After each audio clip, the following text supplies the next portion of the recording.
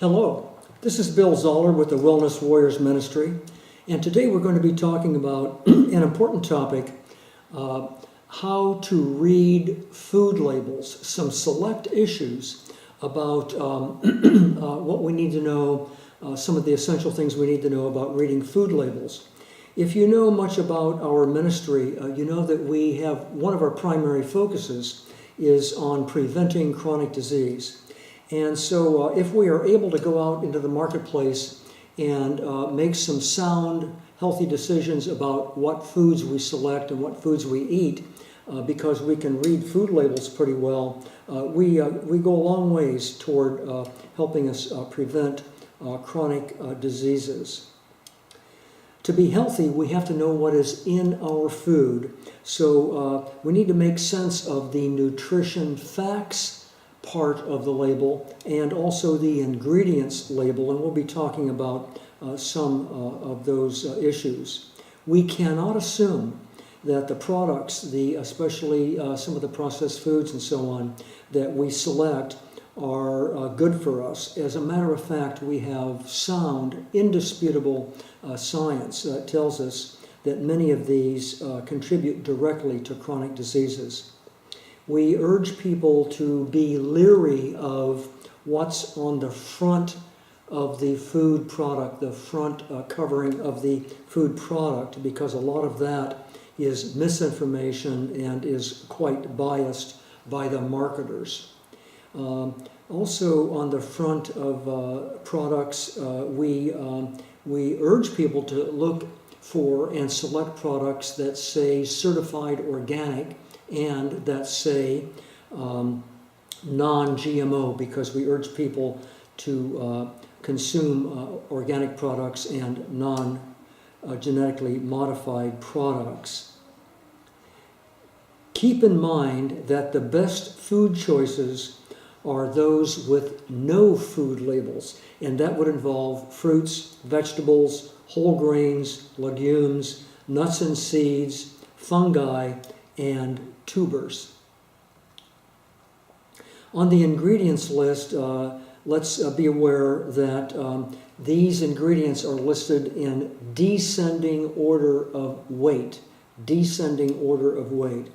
We urge you to select items, select food products that have the fewest ingredients, and to stick with products that contain short lists of ingredients that have recognizable, understandable ingredients in them. Just to talk about peanut butter for a minute, the peanut butter that I consume has one ingredient, peanuts. The shredded wheat that I eat has one ingredient, 100% whole wheat. Now, this particular peanut butter, in addition to peanuts, has high fructose corn syrup and other sugar, which has no business in peanut butter. And it has some hydrogenated artery clogging oil in it. And so I really hope that people don't consume that and can make astute decisions about foods like that.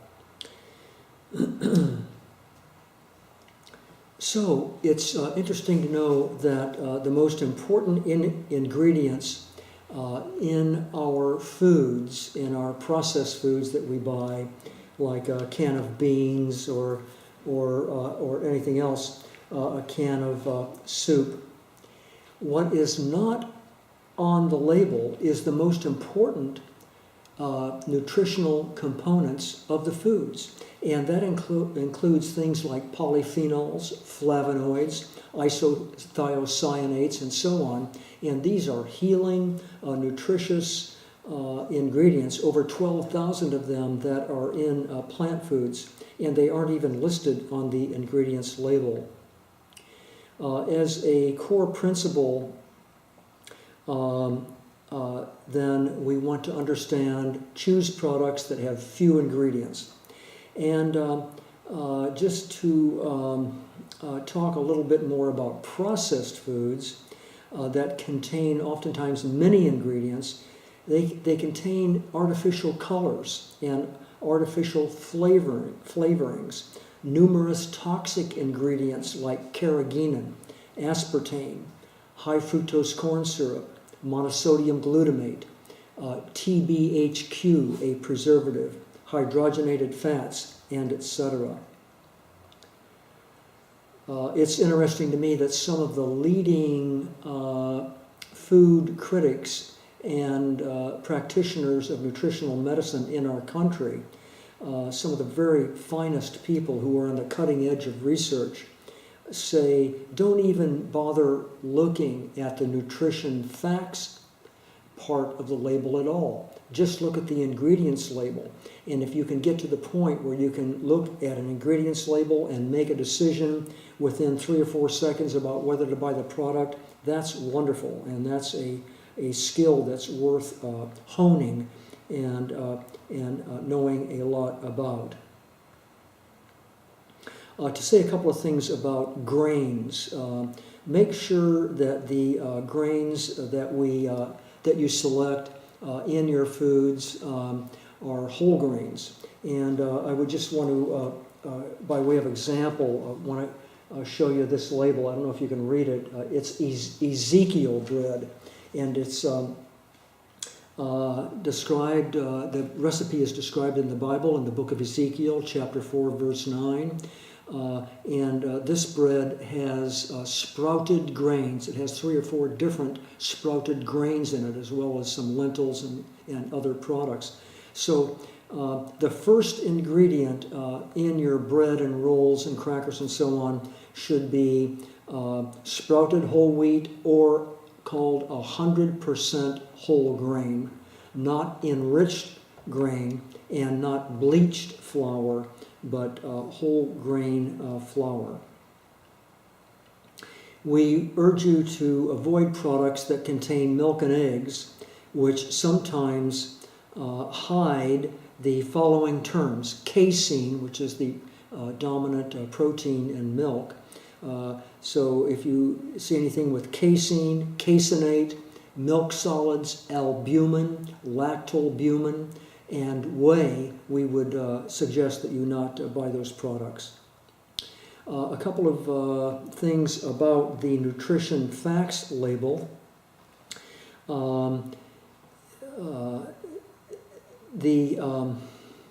This label contains a lot of information. It lists your serving size, your servings per container, the calories per serving, and information about fat, cholesterol, sodium, potassium, carbohydrates, fiber, sugar, protein, vitamins, calcium and iron, and we would want to mention also that these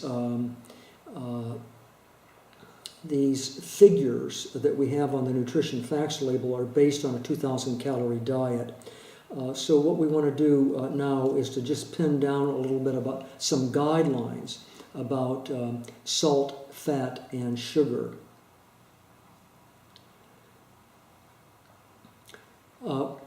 Also, we want to know that that we should be aware of the serving size. For example, this can of cream of mushroom soup, the serving size is a half of a cup.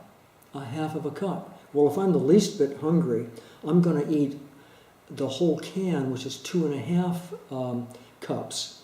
And so if you do that, you need to do the math and quadruple the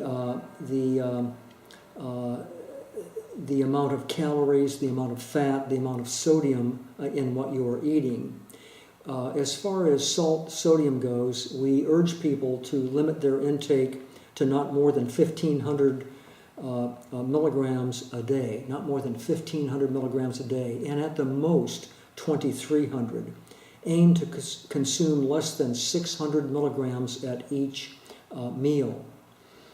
If you eat a 2,300 calorie a day diet, what you can do with your nutrition facts label is to figure a 1-to-1 ratio of calories to salt, a 1-to-1 ratio of calories to sodium. So if on your nutrition facts label it says that there is 100 calories per serving, then you should have not more than 100 milligrams of sodium per serving according to the nutrition facts label. Preferably less, because we're trying to get down to maybe 1,500 milligrams of salt a day. The exception, by the way, this particular product that you're looking at, how many milligrams of sodium do you think it has per serving, a half a cup? 870. Unbelievable. It's a wonder they have any room in a can for anything else except salt. The condiments like mustard and ketchup and so on will have more sodium than other products. Sugar. Here's a real nice, concise guideline for looking at your ingredients label and deciding if it's healthy or not. If it has any added sugar of any kind in the first 3 to 5 ingredients, don't buy it. Also be aware that evaporated cane sugar and the words that end in ose, O-S-E, including maltose, dextrose, and sucrose, are also sugars and should be avoided if possible. Avoid high fructose corn syrup. It's in everything nowadays. We need to be very careful. It's in ketchup. It's in some cereals. It's in all of these baked goods. It's in all the sodas, most all the sodas. And it's a nutritional nightmare and has many, many detrimental health effects. And also avoid all of the artificial synthetic sweeteners like aspartame and saccharin and sucralose and truvia and erythritol and all the rest. A bit of stevia and, or date sugar would be just fine.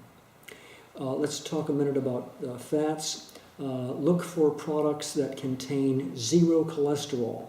If a product you're looking at has any cholesterol in it, it is not a plant-based food, because plant foods do not contain cholesterol, only animal foods do. If you're sticking with a low-fat, plant-based way of eating, total fat consumption for the day should remain below 20 to 30 grams. Look for products that contain less than 2 to 3 grams per serving, and favor products that contain 0 saturated fat. So there are also saturated vegetable fats in cocoa butter, palm oil, and so on.